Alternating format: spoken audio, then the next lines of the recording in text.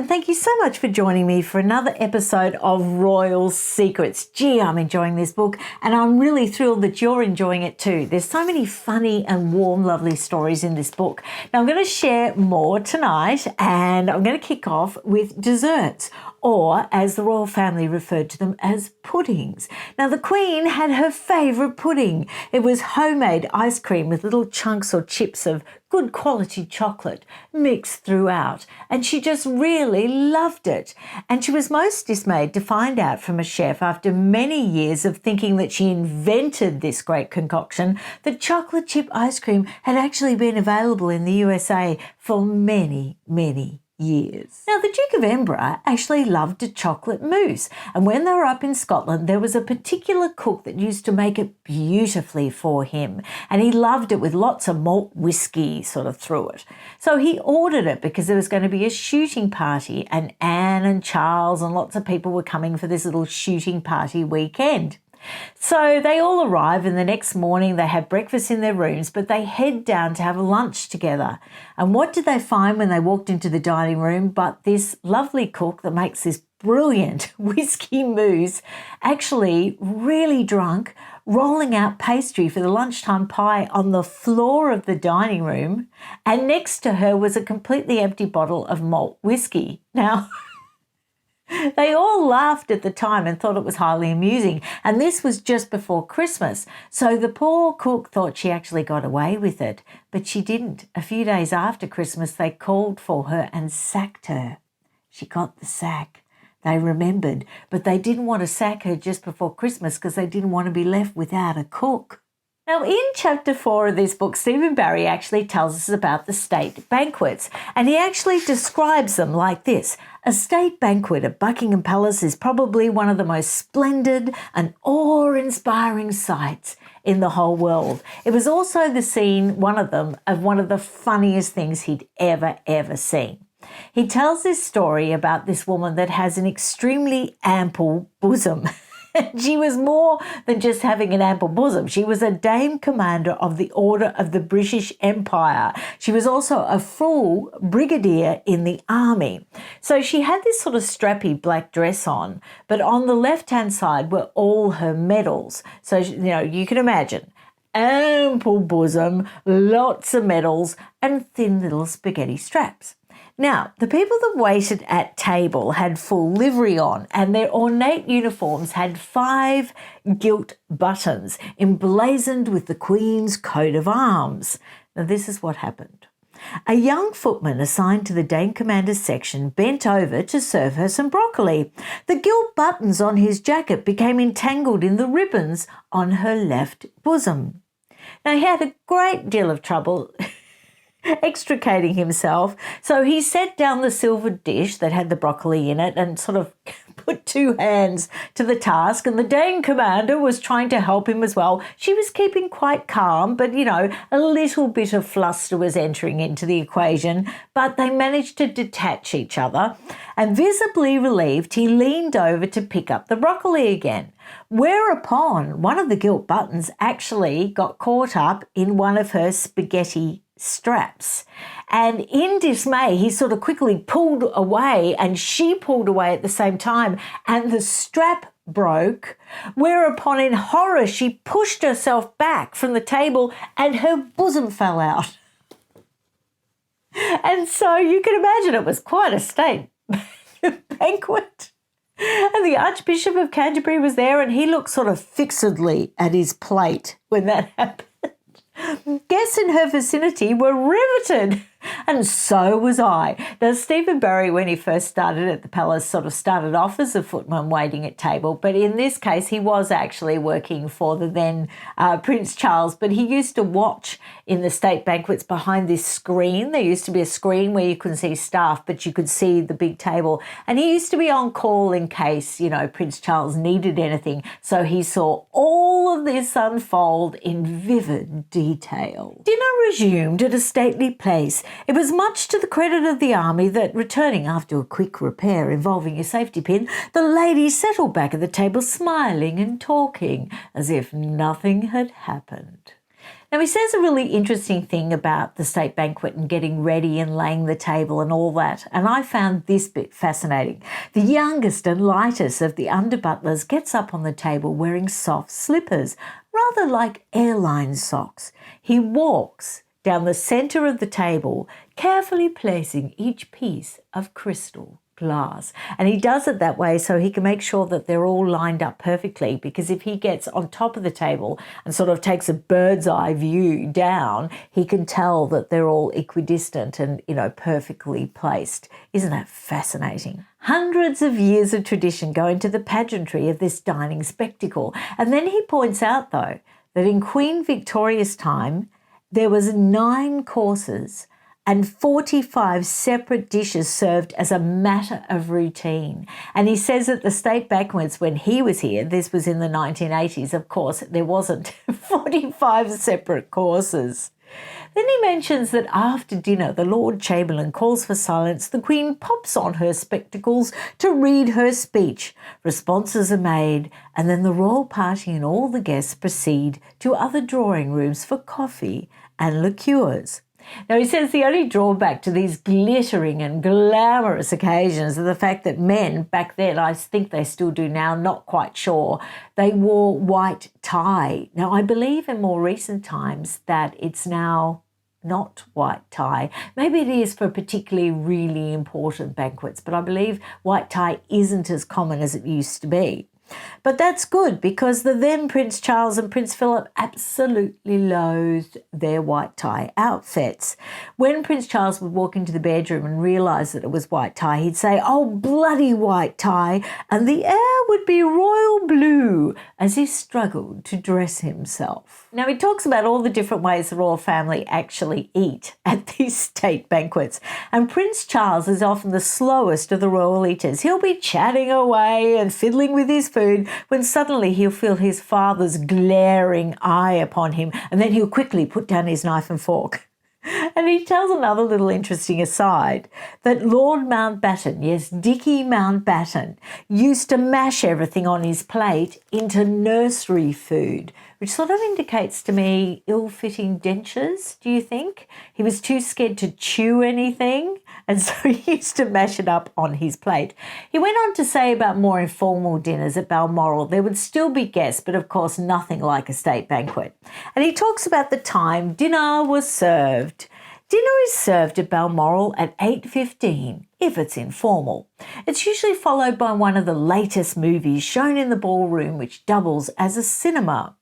And then he goes on to talk about Prince Philip's much-loved barbecues and how the staff used to absolutely dread them because they would be up somewhere in the Highlands of Scotland and, a bit of marinade would be left behind, or some pepper or some salt or something, and some poor person would have to run all the way back to the castle, get what was needed, and then run all the way back. It wasn't much fun for the staff. And he used to say that whenever the royal family say, "Oh, we'll all muck in," it was always him that was stuck with the washing up, the preparation, everything. Whenever they sort of did away with staff, poor old Stephen had to do a lot of things, but he sort of enjoyed it anyway. He liked being on the picnic with them.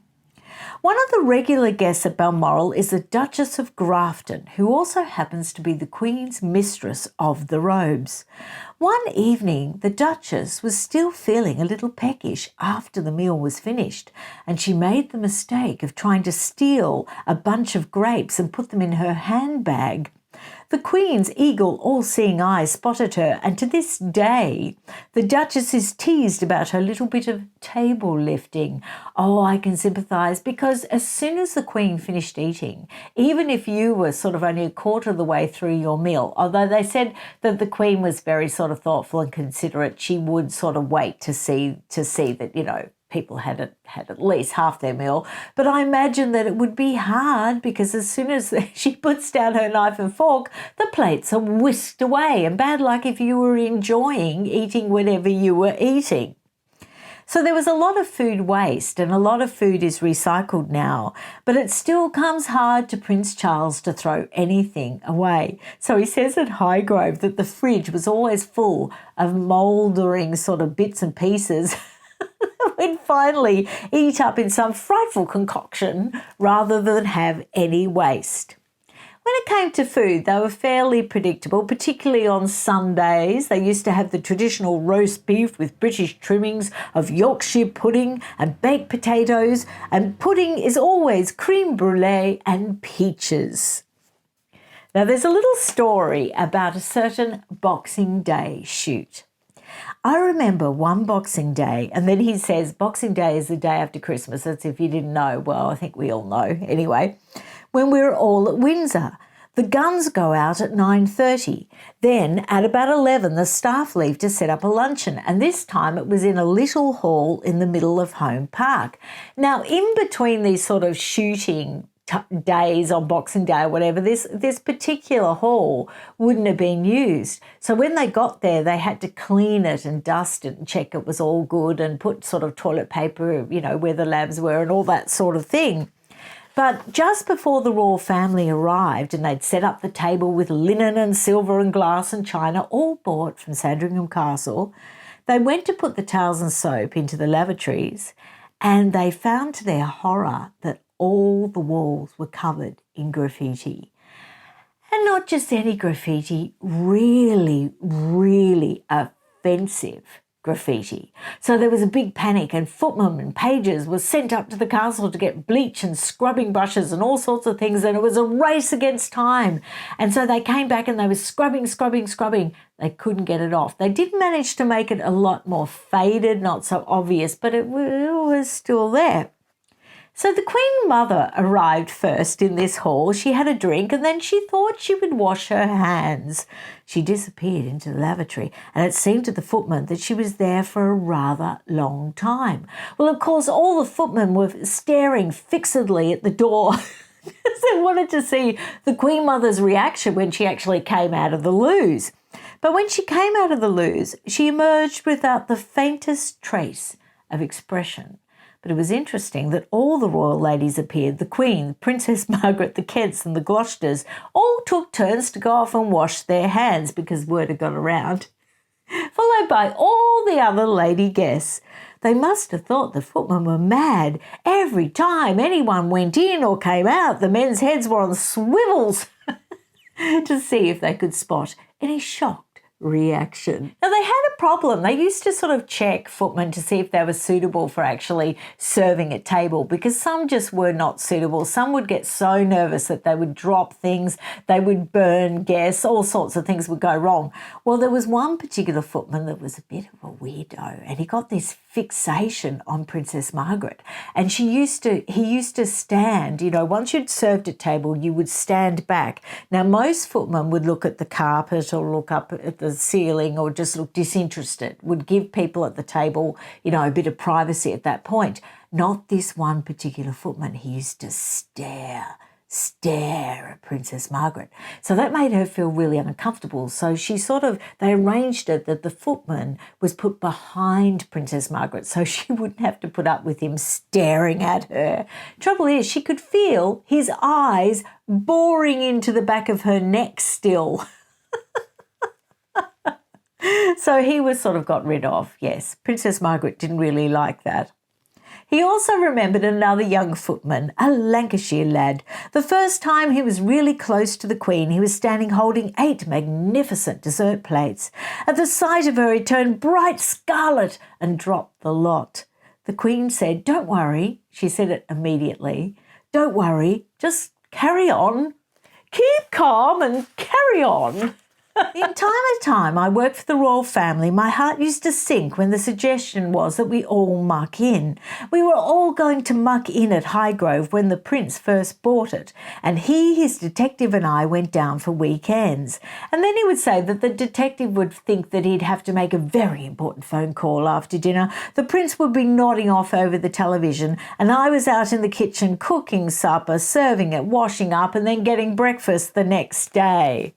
There was a lot of mucking in when the Prince was first married too. As newlyweds, Charles and Diana didn't want too many people around when they went to Highgrove, so it was suggested that we all muck in, with much the same result that Stephen Barry did all the work. Now, there's a story, a blast from the past, with Walter Fry, the old yeoman of the plate. And he actually used to work for King Edward VIII and Mrs. Simpson.